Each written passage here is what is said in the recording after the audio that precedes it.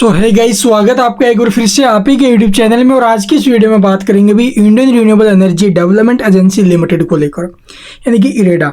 आप लोग देखोगे इरेडा और हुडको में एक जबरदस्त एक्शन आज के दिन हमें देखने को मिला, क्योंकि आपने देखा होगा अभी एक न्यूज़ आई थी, उस न्यूज़ के बाद इन शेयरों में जबरदस्त जो एक्शन है वो हमें देखने को मिला है। इसके पहले आप लोग देखोगे कंपनी ने बॉन्ड के माध्यम से 1500 करोड़ रुपए जो अभी रेज किए थे, उसका पॉजिटिव इम्पैक्ट। और अभी जो इसके पीछे एजीएम हुई थी वहां पर भी कंपनी की तरफ से काफ़ी अच्छी अपडेट्स आई थी। तो उन सबको देखते हुए ये शेयर जो है भी काफ़ी ज़्यादा पॉजिटिव हमें देखने को मिला था। और इस शेयर को लेकर मैंने पीछे भी आपको बोला था कि इस शेयर में एक जबरदस्त एक्शन आने वाला, और स्टॉक 215 ये लेवल जो इसका हाई था उसे भी ब्रेक करेगा भाई।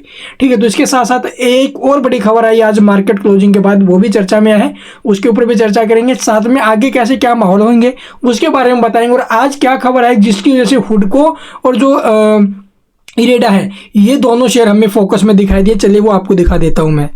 जैसा कि यहाँ पर आप लोग देख सकते हो, union budget likely to facility cheaper fund for IREDA and Hudco.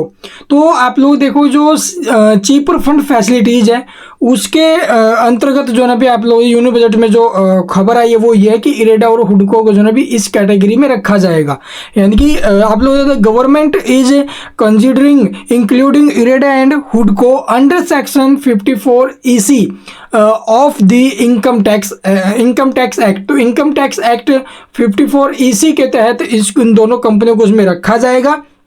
Offering capital gain tax exemption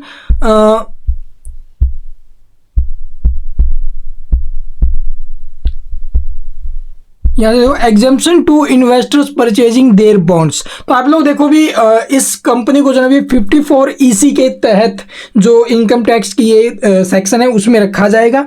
इसमें क्या होगा भी जो कंपनी है जो अपने आप लोग देखो भी बॉन्ड वगैरह जारी करती है, उसको जो भी इन्वेस्टर परचेज करे तो उसको जो कैपिटल गेन टैक्स देना होता है ना भी उसमें जो ना भी कमी हो जाएगी। इससे क्या होगा भी कंपनियों को अच्छा फंड मिलेगा।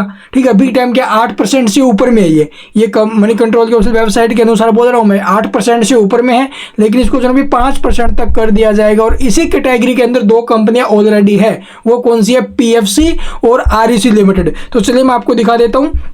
तो यहाँ पर देख सकते हो भी इस एक्ट के अंतर्गत ऑलरेडी दो कंपनियां हैं, यहाँ पर देख सकते हो PFC और REC लिमिटेड। वीडियो को पॉज कर डिटेल में आप लोग पढ़ लेना, मैंने आपको जो ना भी मोटा मोटी इसके बारे में आपको बता दिया भी क्या होता है ये पूरा मामला। तो चलिए अब देखते हैं इस एक न्यूज़ की वजह से स्टॉक में आई है एक जबरदस्त एक्शन, दोनों हुडको और ये जो हमारा स्टॉक है इसमें। ठीक है, तो चलिए अब देख लेते हैं हमारी जो सेकंड न्यूज़ आई है इस कंपनी के रिगार्डिंग वो क्या है और उसका इम्पैक्ट हमें कैसा देखने को मिलेगा। तो यहाँ पर आप लोग देखो मार्केट क्लोजिंग के बाद एक और खबर आ गई है, बड़ी खबर आई है। इसमें आप लोगों के बहुत से निवेशकों के कमेंट है कि ट्रेडिंग क्यों बंद हो गई है, इसके बारे में आपको बताएंगे डिटेल में। NSE और BSE की साइट पर इसे आप लोग जो है भी चेकआउट कर सकते हो। सबसे पहले देखो intimation of closure of trading window. जी हाँ, ट्रेडिंग विंडो क्लोज कर दी गई है, इसको लेकर जो है भी सूचना आ रही है सामने। तो यहाँ पर आप लोग देखोगे कंपनी की जो ट्रेडिंग विंडो वो 1 जुलाई के बाद बंद हो जाएगी, और इसके रिजल्ट आएंगे ना, फाइनेंशियल रिजल्ट आएंगे, उसके 48 आवर्स तक ये ट्रेडिंग विंडो बंद रहेगी, उसके बाद ओपन होगी भाई 48 आवर्स के बाद। तो ये टोटल अपडेट आई कंपनी की तरफ से। तो अब आप लोग देखो भी 1 तारीख के बाद कंपनियों के रिजल्ट्स आने स्टार्ट हो जाएंगे। आप सभी को पता है क्वार्टर के रिजल्ट्स आए ना, जून क्वार्टर के, यानी फर्स्ट क्वार्टर के रिजल्ट्स आ रहे फाइनेंशियल 2025 के फर्स्ट क्वार्टर के। तो इसी बीच अगर ट्रेडिंग विंडो बंद हो रही है तो यहाँ पर क्या होगा कि कंपनी के अंदर जो इनसाइडर ट्रेडिंग वो नहीं होगी भाई। हमारे ऊपर इसका कोई इफेक्ट नहीं आने वाला, रिटेल इन्वेस्टरों के ऊपर कोई इफेक्ट नहीं है, वो यहाँ पर बाय सेल जमकर कर सकते हैं। लेकिन कंपनी के अंदर जो प्रमोटर है, प्रमोटर ग्रुप है, फिर उससे मैनेजमेंट से रिलेटेड है, वो यहाँ पर इनसाइडर ट्रेडिंग वगैरह नहीं कर सकते। अगर ऐसा करेंगे तो सेबी उनके ऊपर कार्रवाई करेगी। तो सेबी का भाई ये रूल है। ठीक है, तो चलिए ये हो गई खबर, इसको लेकर हमें कोई टेंशन नहीं है। तो अब हम देखते भी आगे कैसे क्या माहौल होंगे इस स्टॉक के अंदर, वो देखते हैं चार्ट्स के हिसाब से। इरेडा में आप लोगों ने 1 डे टाइम फ्रेम चार्ट्स के ऊपर हमने क्या देखा भी एक जबरदस्त ब्रेकआउट आने की संभावना यहाँ पर है, और ये ब्रेकआउट होगा भी लगभग 196 के ऊपर में।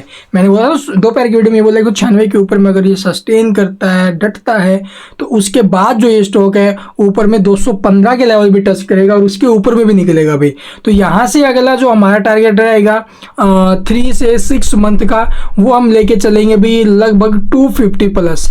तो 250 प्लस के मूव स्टॉक स्टॉक हमें यहाँ से दिखा सकता है अगले 3 से 6 महीने में, इसलिए होल्ड करने का टाइम है, यहाँ पर पैनिक सेलिंग करने का नहीं है। तो लॉन्ग टर्म में स्टॉक ये चलेगा, इसमें कोई राय नहीं है। और आप लोगों ने जो खबर आई है वो मनी कंट्रोल की ऑफिशियल वेबसाइट के ऊपर आई है, कंपनी की तरफ से या फिर एक्सचेंजेस के ऊपर कंपनी ने ऐसा कोई भी इंफॉर्मेशन या कोई भी नोटिस नहीं दिया है कि हमें जो भी उस जो फैसिलिटीज बताई जा रही वो हमें मिल गई है। ठीक, तो ये थोड़ा सा सावधानी बरतना। अगर वो न्यूज़ फॉल हुई ना, अभी फॉल्स हुई, तो उसका भी नेगेटिव असर आ सकता है स्टॉक के ऊपर, उसको लेकर पैनिक नहीं होना है। And thank you for watching the video.